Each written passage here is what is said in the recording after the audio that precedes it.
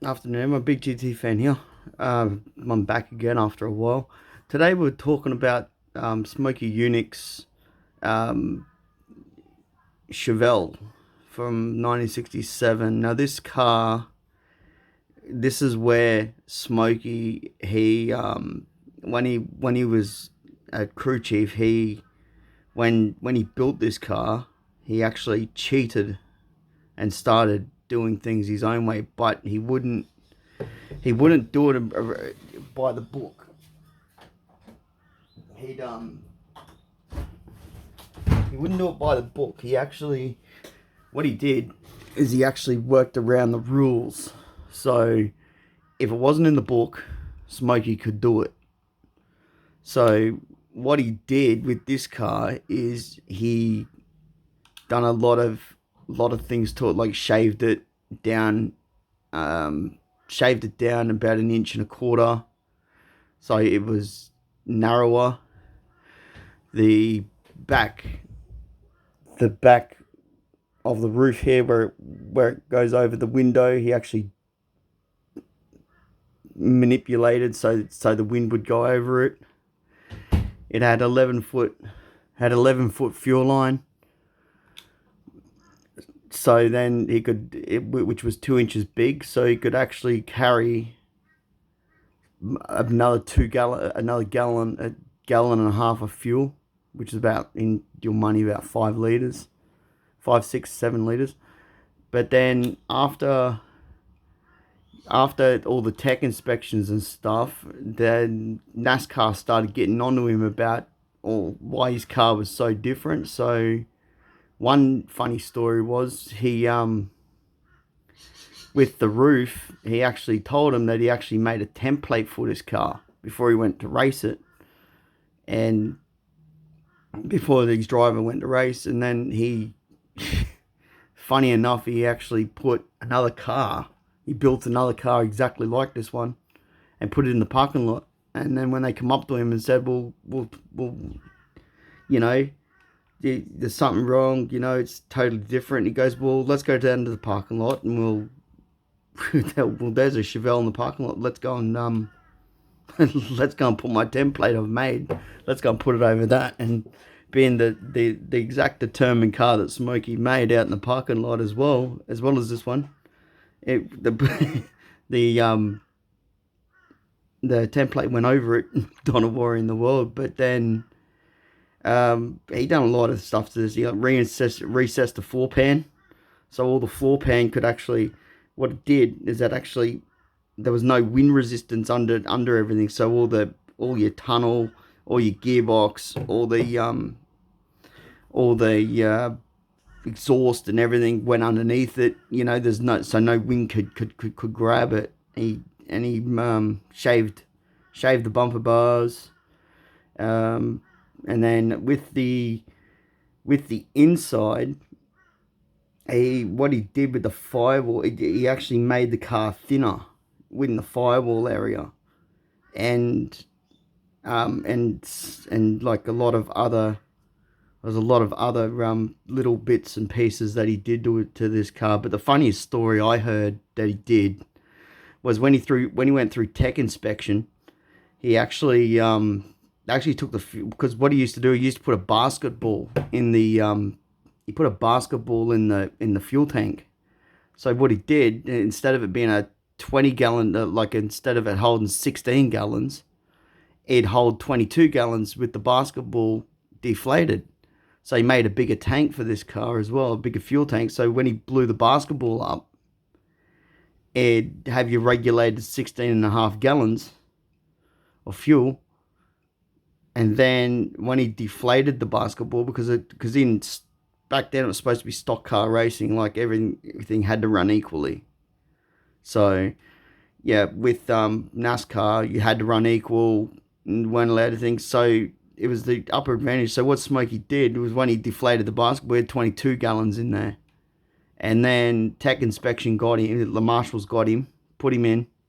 They took the fuel tank out and went over his car, and they told him, they said, oh, look, you've got 9 or 10 defects with your car. We can't let it race. And Smokey got the shits and goes, "We'll make that 11," and and started the car and drove it on and drove it away with no fuel tank in it, because he had 11 feet of fuel line that was 2 inches big, about 2 inches big. So what he could do, it held an extra 2 gallons of petrol.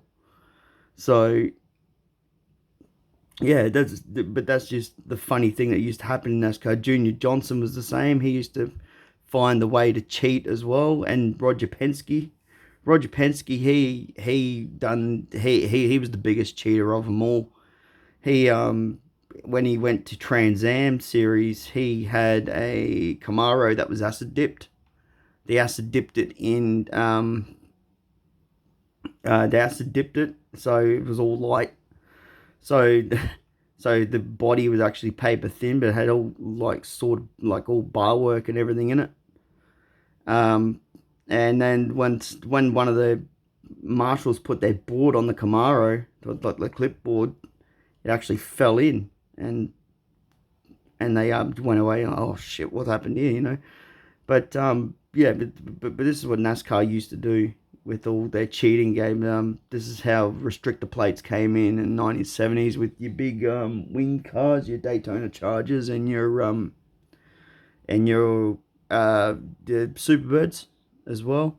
And then after them, because those cars were maniac fast, that they could keep up to the Cup cars today. They can do over 200 mile an hour easily. But yeah, this car here, yeah, when Smokey built it, he actually built it with, with whatever wasn't in the book, But then if it wasn't in the book, he could do it, But then when the rule did go into the book, he never did it again. And this car determined all of that. Yeah, he was the best innovator. But then Penske as well, he had to find a cheating advantage as well in racing as well. He went from the Camaro, when he got busted with the Camaro, acid dipping it and making it paper thin light. He went into Javelins as well, like AMC Javelins, and he found the upper hand with them by putting Porsche 917 brakes on the front of it. He went to a Chev dealer, bought the parts, took them in, and told him to stamp a Chev part number or an AMC part number onto the 917 Porsche Le Mans brakes, and put them on his Javelin. And that car as well had a system. It actually had a system where it had twin brake boosters. It had twin brake boosters under the dash, where if he went into the pits, he could actually go in there and actually pull. It actually push a lever, and it sucked the brakes out, and you could do a brake change within seconds, where it took minutes. But then they got busted with that. And then fuel churns. Penske had this big wild fuel churn that was like 40 feet in the air. And if you know about pressure, well, that the pressure's enormous. So instead of taking minutes to fill a car, it took seconds, 3-4 seconds to fill these cars up. So yeah, cheating happened in racing. Cheating's happening in racing all the time. Probably not as much now, but it did back then. And this car more or less started it all. With Smokey was the best at cheating. Well, he said he didn't really cheat, but yeah, we all know he did. But yeah, I thought I'd do a video. I'd come back to a video, something different, something more interesting than the Australian cars. And I thought I'd start with this one. See, Smokey Yunick, he was a race driver. Then he turned crew chief. And yeah, once he got into all the know-how and reading around the rule books, and once the rule books were done and finished, he finished the rule books, well then he'd work his own way around it. and then he built his own, and that gave him the advantage over everyone else. But you know, that's what they did because in fact NASCAR started with moonshine racing. You know, moonshine runners. So they get out on the weekend and they get out on the dirt tracks, and that's where all the sort of stock car racing came from. But you can see this Chevelle here. It's got the same Q stylings as a It's got more or less the same Q stylings as a Monaro HK. Like the dash, the dash is similar. The tacho on the console's similar. Dashboard. This is more or less where probably the Monaro got some of its styling cues from. Like, it's a beautiful car, but yeah. So yeah, it's pretty similar. So that's probably, I'd say that's where the tacho setup in the HK Holdens came from, and the console setup, because of where the tacho is in this, and how the dashboard is.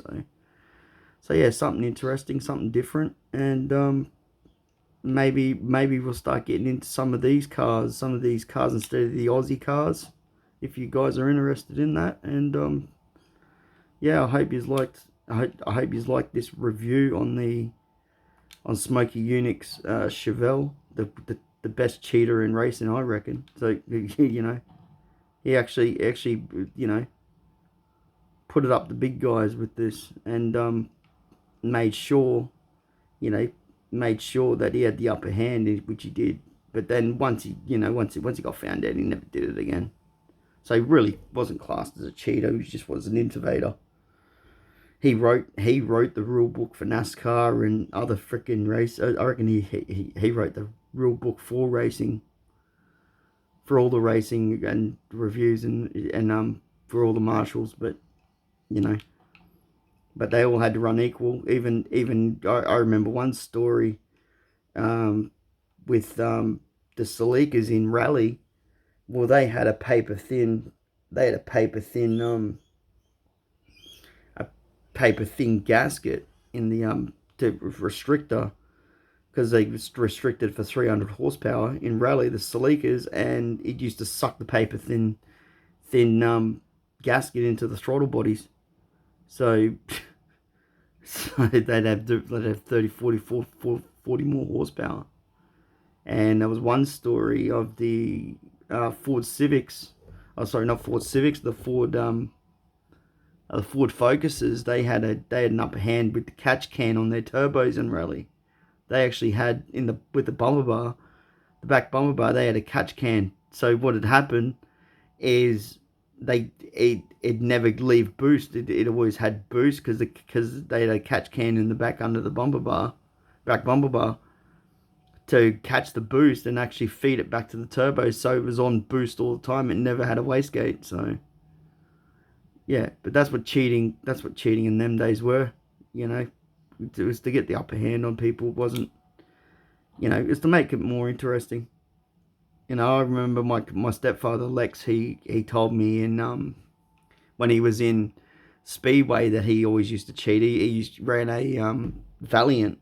He ran a Valiant with a fully bombed 265 in it, you know, it was a Bathurst spec out of a Charger, you know, and you know, but that's the sort of thing, you know, people used to do back then. Even he did it in Speedway, so, you know, but you can't do that sort of stuff anymore. It's all, you know, by the book, you know, you get disqualified easy now, so.